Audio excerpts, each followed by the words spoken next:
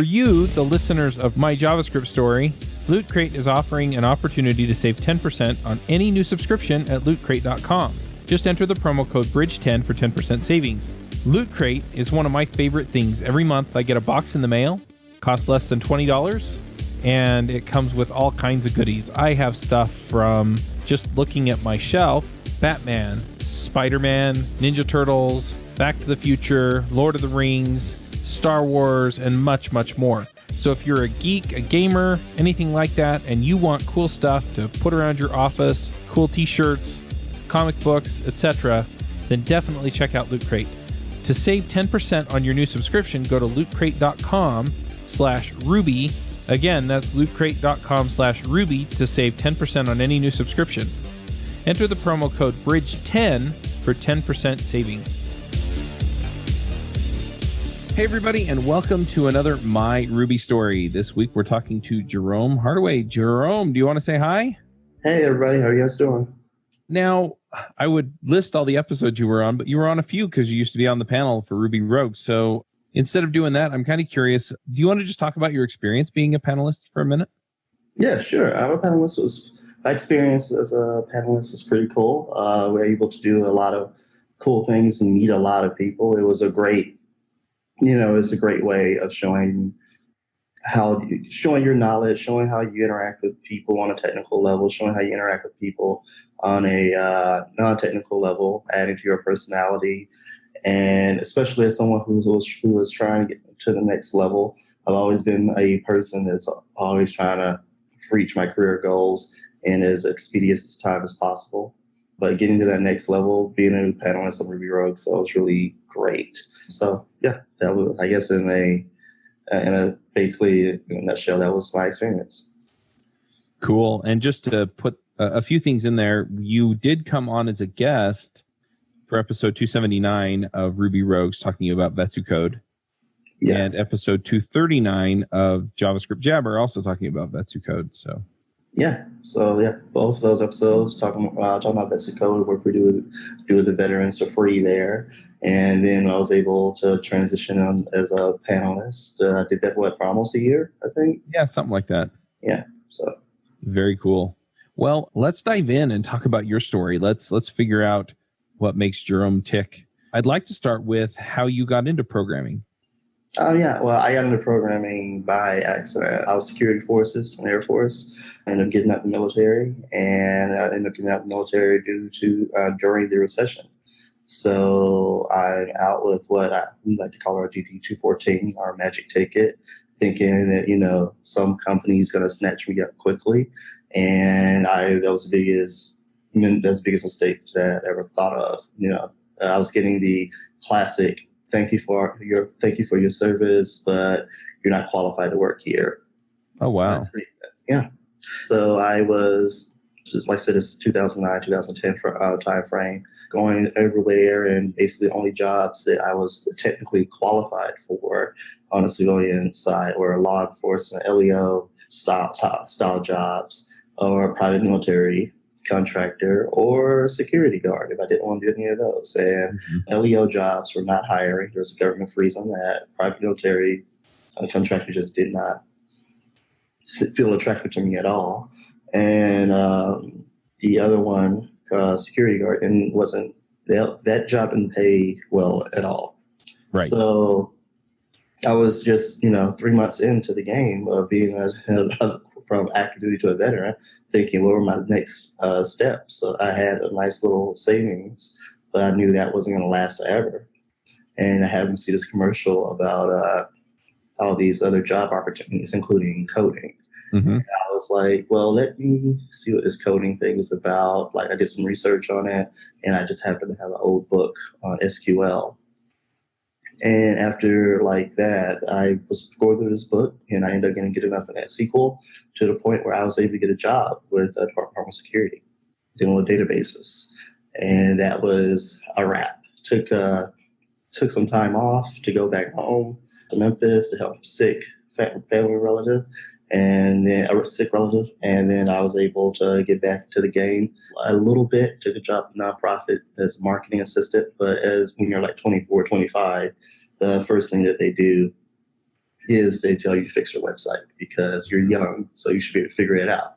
So that quickly introduced me to WordPress and quickly made me hate WordPress. Yeah, you know, biggest turn and burn of like being burned out by a language framework is probably that time frame. And that got me, but I was able to do 3 versions of their site that way. Fast forward to 2014. Summer 2014, there was a huge scandal type thing going on with the VA. And there was, in my hometown, there was a veteran had fallen, lost his life during a situation. Police, they mistook him as being armed. And the problem was, Department of Veteran Affairs said they weren't at fault. So as a result, they were going to give his family money for like $300 for his burial, but that was it. Yeah, so I ended up using my technical skills and my marketing skills, and I ran a campaign with a web app that I had made so that people could pay directly to the family and stuff, and that raised $10,000, 27 hours. Well, that had gotten the attention of like the guys at General Assembly because I had built a product that actually had tangible results, and they had invited me to go to GA for 3 months on a scholarship. So I went to New York in November and never looked back. You said GA, that's General Assembly, right? Yeah. So, and then that was pretty much my big, incubator code school experience. I was one of the few people that came in that already had kind of a product. Like, for me, people were thinking about their end of year project, things like that. I was only thinking about how to make Vetsu code better.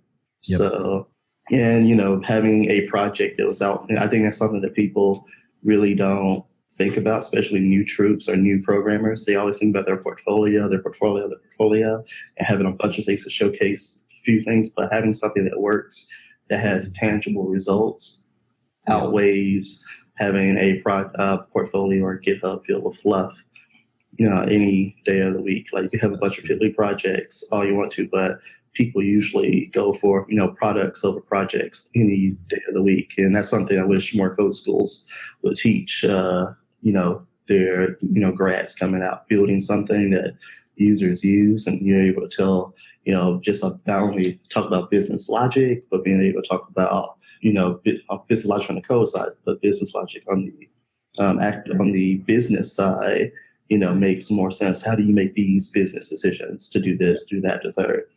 That is something that I think really helped me. I ended up getting my first job 6 weeks into the cohort. This cohort was 12 weeks long. Had a job offer already signed, and that was a Rails position.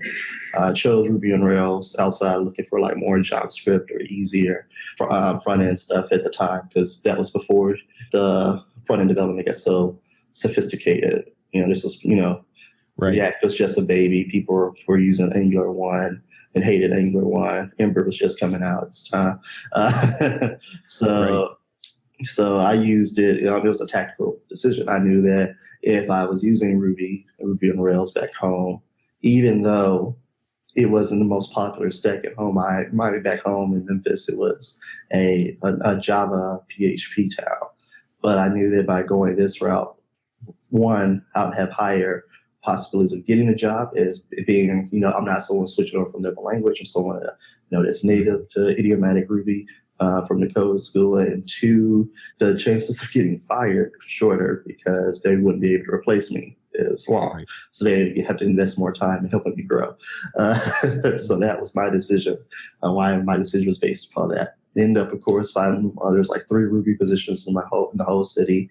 Ended up getting one of them, and was able to just focus on Ruby on Rails for the entire time. I was there about two years. Right. And so did you come across Ruby on Rails then at General Assembly, or were you looking at it before then? I had looked at it a little bit before then, but I just, because, in the end, you might see something you like, but you're not really, running towards it because of work or whatever. And I saw it, when I was working in PHP, because, PHP made me hate PHP. And I was looking for something here. And Ruby was it. Like Ruby, everything was an object. It read like really bad 2-year-old English, but I could deal with that. Like because it was, it was simple. It's one of those things where Ruby is simple and beautiful. Rails can be as a, Ruby's easy. Rails has a learning curve, and that's always been my experience with the language and the frameworks. Is that I've always been a better Rubyist than a better Rails developer. So, right, like that is one thing that I liked about it was just how easy it was for me to be able to solve problems in the language. Yeah, absolutely. And I got into when I got into Ruby, it was through Rails, and I figured out, a lot of these mechanisms in Ruby they enable what I'm doing in Rails, but it's Ruby that's both the thing that's most powerful and what provides what I like about Rails. Yeah, totally. And there's definitely a learning curve for Rails. I'm curious, have you found that the learning curve has gotten steeper for Rails? There's always this endless debate, and I'm kind of curious where you come down on that. I think it has. I think it's gotten steeper in a different sense. I think the community or the job market in America, per se. Not, I don't know. I can speak. I think in Japan, you still can be a Ruby purist and get away with it and get employed. But in America, Ruby is attached to Rails, and Rails isn't playing. Being a Rubyist and being a Rails developer isn't playing, center stage when it comes to many applications. Is you have to know this while also being adequate at some front end framework in coupling or decoupling them. So I think that's the biggest issue with a lot of companies right now, is that why they're not having the type of results and metrics that they want, is that they want their Rubyist and their Rails devs to, play, to have the thing that they love or the thing they're expert in play second fiddle to React. Like, it's at the point now where Ruby on ROR doesn't stand for Ruby on Rails, it stands for React on Rails, because that is right now the most common one that's connected to Rails. I think maybe GitHub is one of the few ones that I've seen that still is just looking for pure Rails developers, but most companies are looking for a Rails developer with React experience, or a Rails developer with Angular experience, or a Rails developer with Ember experience. So it's not Rails that's taking the center stage anymore. And that's what's making it so much harder, because in the end, Rails developers, they have to keep up with the things that are coming out with Rails, like, Rails 5 and, the new features that are going to be coming out. And then they have to keep up with, the JavaScript community, which will quickly lead to burnout. And so we're doing two things where people are not, because now you have two sophisticated systems instead of one sophisticated system and one system that, one language that you have to use just for the front end. You have a sophisticated system and framework for just the front end, sophisticated framework for the server-side code, and you have to be able to actively work with them both. And that is causing a problem where people are either are capable of being the level of expertise that makes them feel adequate in both. So you're having to sacrifice here and there, or people who are like me, professionally choosing to difference between one or the other and just going one direction because it's easier to go that route. That's interesting. And I think you've got the right idea there. I mean, the core principles that make up Rails and made it nice and easy and, quick development, all that stuff. Yeah, that's definitely, most of that's not changed a ton.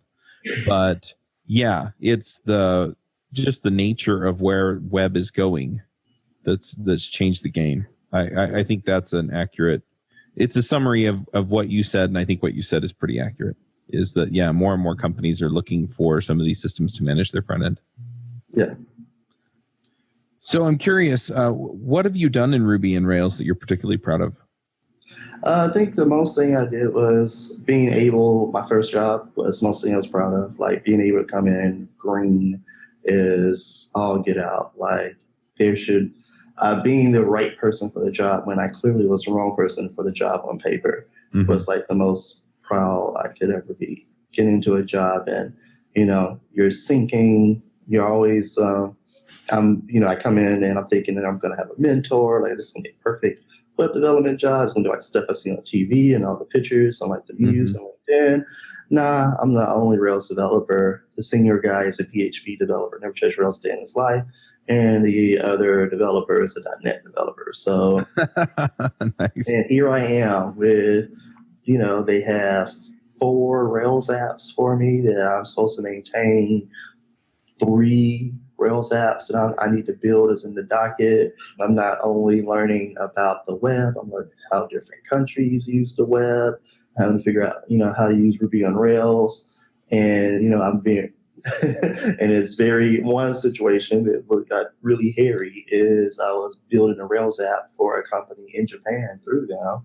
And the company in Japan, they were mad that they couldn't use any Japanese Rubyists or Japanese Ruby on Rails developers because obviously Ruby's built in Japan. So why would they pay an American company to use a framework that, can easily been done like probably 10 times better over there because it was, it's home. So it was just like, it was crazy. I had to learn how to use Rails. I think, and it wasn't really new back then. I mean, it wasn't really often used back then. I had to learn how to use Node and Rails in conjunction with each other. So I did my first little microservice style component with all in Rails, and that was new. It was all about being able to use this Node package to, pull in all the postal codes for Japan. And I don't know if you guys know about Japanese postal codes, but every street has a postal code. It's not like America at all. So every block has its own postal code. So they're every time they're doing new development, things like that, they're adding a postal code. So they're like, I think they have there are millions more postal codes than there are in America. And going through that process of trying to use this package so that regularly updated that was from Node into Ruby and not having a Ruby gem for that and thinking, well, maybe I could, trying to find all the solutions to it. It took me like 3 days to get to a adequate solution. And when I finally got there, it was just like, I solved the problem, didn't get fired. It's pretty cool. So that was like one of my, that's something I'm most proud of, being able to say, I worked on apps that, were live in Australia or live in Japan or, live in Germany and things like that. And you're looking at something and you're looking at web traffic or you're looking at the price point that a client has made for an app you built. And you're like, holy shit, like this dude's, he's paid $1 million for this thing. And I just built $1 million app. Like, oh my goodness, like what am I supposed to do with my life after this? I've arrived, it's over. But now I know there's so much more. And yep, absolutely. Well, I love just the aspects of that, right? That first job, I shouldn't have gotten this job, but I did what I had to make it work. And again, just, being willing to learn and picking this stuff up and just the personal drive. I think it says a lot about you, but I think it also says a lot about, just what people can really accomplish. The limiting factor in a lot of ways is you. Yeah, one of the things I teach to my students, I just had a veteran just accept a job offer at Microsoft, right? And it comes down like what I've seen in my veterans who don't perform as well as some of the others is they are looking from software engineering the same way or web development and boot camps from how it's being sold by for-profit boot camps. Like, the education stops at the boot camp where it's more, here's a training, here you go to the job. Like, my approach to even picking the students is totally different from boot camps. I'm trying to scare you away. I'm like, this is, I treat it like boxing. Like, this is the hardest job you ever have. Like, why would you want to do this to yourself? Like, you are aware that you'll never stop learning, right? Like, all that free time you have is gone. All that, you might have to pick a day where you have to binge all your shows, but you're trying to stay up at midnight to like watch that, be at GameStop when the new game drops. That life is over. So I try to scare them away because I'm like, this is hard and it's a never stop and it's a skills pay the bills job. You get into it, but you get out of it if you're not getting the type of results that you want, the first thing I'm going to do is ask for your GitHub, and then I'm going to point out what's the issues. Like, you have 30 commits in your GitHub. Like, no one's going to call you with that. Or look at your projects. And none of your projects are fully fleshed out. So no one would call you for that. Things like that. And this guy, he was, for going back to Microsoft troop, he's very, high speed. He's always asking. And when we were helping him with his project, we were showing him how to use Node, Azure, and he's always pushing the envelope. And that's something that, I try to put in my own experience. I tell them, I'm up to zero 4:30 every day training. I spend the first 2 hours training my skill because that's, what I depend on. I can go work out, or I can go and do the things that are needed for me to make sure I have the money to afford the gym I want to go to. Right. Yep. And then, that's how I teach them. I teach them from that point of view. Skills pay the bills. And I would never make you do something or tell you to do something that I've never done type deal, or that I wouldn't do. And I think it's easier when people wake up and they see that I've already been on Slack for 2-3 hours. So they see I got 6 Git pushes already. I pushed to Git. Yeah. So that just helps them with their motivation. Yeah, that makes sense. I kind of want to move on and talk a little bit about Vetsu Code. Sure, go for it. How you doing? So, do you want to just talk a little bit about what that is and how that got started? Well, yeah. Well, it was started in 2014 while I was actually right before I left for code school. But it's a 100% remote, one of the first of its kind, remote software engineering, remote nonprofit. We don't charge. It's highly selective, but we don't charge the veterans at all. All we do is that we take what the veteran is. We choose the veteran and we train them up. Our stack used to be JavaScript and Ruby on Rails, but now it's just pure JavaScript. So we're focusing with a lot more focus on computer science, functional programming, inventive programming, object-oriented programming. And we also teach React and Node, but the priority is solving problems in the language. That makes sense. Yeah. We don't want them coming to the employers with a bunch of CRUD apps. We want them to be able to actually solve those whiteboard problems or those code challenges that they get. So that's where we focus on being able to solve the problem and be able to build things.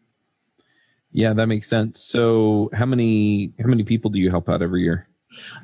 We used to knock out crazy numbers, but it was quickly getting burnout. So now we're doing about 26 to 30 people a year, 12 more. No more than 13-man fire team, so about 26 people a year, 2 13-man squads. When I say man, I'm talking about men and women. It's a military lingo, sorry. So 2 13-man squads is the max we usually do, but like I said, we're very selective. This cohort, we only selected 4 because these 4 had already shown us the things that we're looking for in regards to not just aptitude, but willingness to work hard. It's one of those things where, people give us free resources to pass on to you. You're coming through the cohort, you're getting like $1,000, from $1,000 to $1,500 worth of free stuff. You're getting mentorship, you're getting hours from, people who could be doing other things with their life. So I need to know you're serious. I need to know that you just want some free resources that you're not even going to know how to use. If I gave them to you, then bounce. So that is, that's what we look for. Very, very serious about that. Where, we want people who are willing to do the work and not people who just want to, show up or not show up to just get the free stuff and then, leave. Yep. Makes sense. Yeah. And we've also implemented some cool new things. Like a lot of, for instance, what's really been helping us with our veterans, helping them get jobs, is having them work on the web app. So we teach the stack that they build in, and then we help them pull features. So we're not only teaching them JavaScript, teaching them HTML, CSS, JavaScript, then they're learning Git workflow, Kanban, doing a lot of computer science. Then we move on to React and Node, and then we do all the job training skills. And only after that can they start pulling features from the Trello board, so that way and start showing up to our Sunday stand-ups and seeing and get a sign, a ticket, and that's helping, people knock out things. One of our top veterans, he was very integral in the process of moving our current website to React, and he's also been leading the charge on ripping out things that are very jQuery dependent into and moving them to React components. And it's really cool when you see things like that. We were one of the first apps on the market using Gatsby, and then this guy comes in and changes some of our sliders stuff, and other veterans are coming in, get more involved, and they want to they are excited and they want to see what they can do, because it's cool to have a project. It's not just show off, but it's also cool to have something in production, right? And that's what we do. If you don't have an idea, you're always welcome to come to our, we tell the veterans, don't have an idea, always welcome to come here. We'll make sure you're sped up and things like that. You got to pass our metrics before you can touch the web app and get invited to it. But for the most part, they, once they do that and they see the things that we're working on behind the scenes and things that we want to go with our next steps, they're very impressed. And that's what our goal is, to keep them happy and keep them trained. So when they get the call, they're able to move to a job, and they're able to have not only the skills to pass the test, but they also, they're able to have the backing of, I worked on this app. This app has done so many cool things over the course of 4 years, and I was able to push code to it, type deal. And that works for us. It's worked for them. It's worked for my own career. So that's what one of my goals for this year has been trying really hard to diminish my roles and things so I can focus more on other cool things, particularly moving more and more into virtual reality and augmented reality, as well as more React and Ember style things. And one of those, and giving the things that have in Vetsy Code has given me success to other people. We recently had a mentor who ended up getting his dream job at Gremlin, and it was all because he stepped up and he led one of our Ask Me Anything sessions for on my behalf about SRE, and we happened to have that talk was on video, and it was with her, Tammy Patel, who happened to be at Gremlin. He led it, and he wanted to be even studying SRE for a year, and that was the main reason I gave him the opportunity, was because I am not interested in SRE at all. You are. Why don't you take this role? Take a shot and we'll go. And that's what I've been really focusing on the past year and a half, is finding ways to give other people shots to leverage the nonprofit to get what they want out of it at their own careers. So that's what we're about. We're all a small team that, right now we're having over 100, 150 people in the channel. We're trying to help all of them and be as what we like to call as front site focused as possible. So, right. Makes sense. Well, very cool. I'm still a big fan of Vetsy Code, and I just love the idea of helping folks out who have served our country. So, yeah. Thank you. Thank you for support. Yeah. So what are you working on now? You mentioned virtual reality and some other stuff. Yeah. My current focus is mostly front-end engineering. I'm working on I don't know if you knew this, but I'm with CBS now. They scooped me up real fast. Working on Ember and React. And when I'm not doing that, I'm working on an app on Oculus for virtual reality in regards to immersive therapy with healthcare. Oh, cool. For veterans. So helping with PTSD, immersive therapy, and hoping to be dropping that in November. So it was really fun because I was able to meet the head of product of Oculus 2 weeks ago, and he wanted to get us more resources to be able to leverage that more, and that's pretty cool. So I've been passing emails back and forth with him. But that's been those have been the two big things that I've been really working on. So if it's not Ember and React, it's virtual reality of Oculus. So. Very cool. Is there a way that people can get in and support Vetsy Code or your current project with the Oculus Rift? Oculus project, I'm kind of working on solo with a few guys, but Vetsy Code, go to the website, fill out the form. If you're a veteran, apply.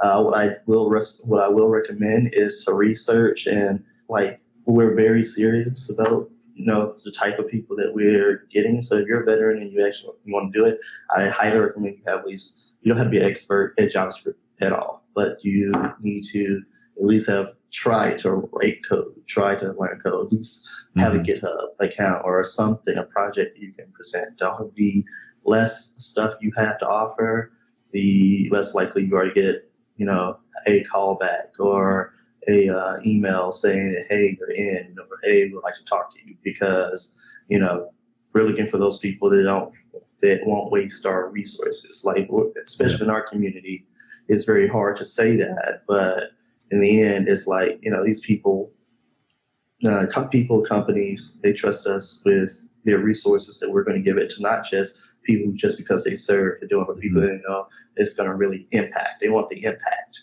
So you have to be a lot more discerning when it comes to that. Makes sense. So is Vetsu Code mostly volunteer supported or donation supported, or how does that all work? Mixture of both, and mostly volunteers and donations. All the donations go to funding the resources, like to make sure that the wheels start spinning or keep spinning. Like, the servers that we use with DigitalOcean, the resources we use for education, such as Replit. Those are CodePen, our Zoom account, things like that. That's where your money is going. Your money's going, so that way we can support people, their projects, education. So, like, for instance, when we're one of our homework sessions for doing code challenges is all on Replit. So we focus on being able to teach and like classrooms on Replit. Same way with CodePen, being able to, somebody is having a problem, they put a code snippet, and because we have that same thing, we can fork it, and we can send them a link, and we can, collaborate via CodePen. Now, there are some technologies out there that's making that easier for us to do it. Less things like, Visual Studio Code just did live share, and so that's something, Slack has always been a big supporter, and we've been able to use our Slack nonprofit account to be able to do really cool things. That's where the donations go. The donations go to make sure, basically, like when we buy, if a veteran's URL doesn't have the money at the time to buy their own domain name, we spend the money for that, or we do basically, just resources. Like that's where that's where all the money goes. Resources, or like situations like, hey, we had a veteran that had a job interview in another place, didn't have the money for that. We'll buy that plane ticket. That's where that's from. So that's awesome. That's where your money's going slowly for education or job interviews. Mm-hmm. That's awesome. So, well, hopefully we can encourage a few more people to go and, either volunteer or donate. But roger that. And we always like, especially if you're a JS dev, or maybe you have different skills. Because once our students learn JavaScript, we let them, branch out into other things, because we understand not everybody wants to learn JavaScript. Some people want to learn Java. We have one student who's a huge fan of Spring framework. We have some Rails guys in there who are just incredibly insane at Rails. We have one guy who's working on a lot of chatbot technology with Rails, and that's cool. He's able to talk about it. He does a lot of stuff on Twitch about it, and he's writing a book on it, and the veterans ask him about it. And that's what we're completely fine with that. Like that's what we want them to be able to branch out. It's just we want to make sure that they have a really good core concept of programming in a manner that can help them quickly get reach their goals of getting a job as well. Yep. So. Very cool. All right. Well, the last part of the show is picks. Do you have some picks? Do you run your own freelance business? Or maybe you're thinking about picking up some business on the side? Well, then you need FreshBooks. FreshBooks is the quickest and easiest way to get invoices out to your clients. It's easy to use. It works anywhere, available from any device, on the desktop, iPhone, iPad, Android, and all of your data is backed up and secure. And it makes it really easy to get organized and get paid. You'll be tracking time, logging expenses, and invoicing your clients in no time. You can also save time billing, freeing up several days per month to focus on the work that you love, and you get paid faster. FreshBooks customers are paid on average 5 days faster because there's a link on the invoice that says pay me now. And it's a great way to grow your business. Plus, FreshBooks is offering a 30-day trial. That's right, 30-day trial if you try them out. So go to gofreshbooks.com/devchat and enter devchat in the How Did You Hear About Us section. Once again, for a 30-day trial, go to gofreshbooks.com/devchat and enter devchat in the How Did You Hear About Us section. Oh yeah, I guess my biggest current pick is Brian Holt. Brian Holt just dropped an Intro to Web Dev version 2. It's going live on Front End Masters. I like that. That's cool. The next biggest pick will be Pragmatic Studio. Yeah. Or Mike Clark. Yes, Mike Clark. I love that. That's my favorite Ruby resource. It was one of the most useful things I ever did for my career. And that's it. Those are my big 2 picks. Awesome. Well, I'm going to jump in here with a few picks as well. Now, this episode's going to go out in July, and so I don't know how necessarily relevant this is, but mostly just the thing that's been on my mind lately. We're recording this in May. That's why I'm kind of putting a caveat in there, because it's going to come out 2 months from now. But as we record this, my dad passed away about 2 weeks ago, and I've kind of been struggling with it a little bit. But what I really want to encourage people more than anything else is just to take some time with the people you care about. Make sure that you're not, because I don't have any regrets about anything that I did or didn't do with my dad. And I know a lot of people, as I've kind of gone through this and talked to people about it, a lot of people have regrets about the relationships that they had with people and the things that they wish they had done. I mean, things as simple as the last time I saw him, I wish I'd given him a hug, all the way down to, we put off mending our relationship and now we can't. So, just make sure that you're doing those things. And the other thing that I'm going to pick is Mattermost, which is a Slack clone. It's open source. I have it hosted on a server on DigitalOcean, and I've been opening up the chat rooms. So if you want to go to rubyrogues.com and click on the chat room button, it should just let you right in. You should be able to set up an account and join. And I'm setting up rooms for all the different shows. I'm not sure how active those communities are going to be, but hopefully we have a good number of people by the time this goes live. So. Roger that, and I'm sorry for your loss. I lost my granddad like a week ago, so I definitely understand that. Yeah, it's hard. I'm sorry to hear about your granddad too. He lived a full life. He died due to lung cancer, and he refused chemo in lieu of wanting to enjoy the last year he had. So. Yep. As long as, he was happy, that's what mattered, right? Yep, absolutely. All right. Well, if people want to see what you're working on these days, I'm assuming you have a Twitter account, you're on GitHub. Do you have a blog somewhere maybe? Yeah, most of the stuff writing I do is on for the Vets Code blog. So go on Vets Code and type the touch blog. Most of my writing will be there. I'm on Twitter at Jerome Hardaway, GitHub at Jerome Hardaway, Instagram at Jerome Hardaway. But full disclosure, my Instagram is mostly Captain America stuff and food. So you're not gonna learn anything programming wise there. It's your best bet is to just go to my GitHub or Twitter. I'm not as active on Twitter. I'm trying to get there on that. I was active 2 weeks ago, but that's because I was at F8 and Google I/O for 2 weeks. So, and that was the most educational and unproductive time of my life. So you can't really code when everybody wants to take you to karaoke. But yeah, those are the best ways to reach me. All right, sounds good. Well, I don't have any other things to go over, so we'll wrap this one up and we will catch everyone next week.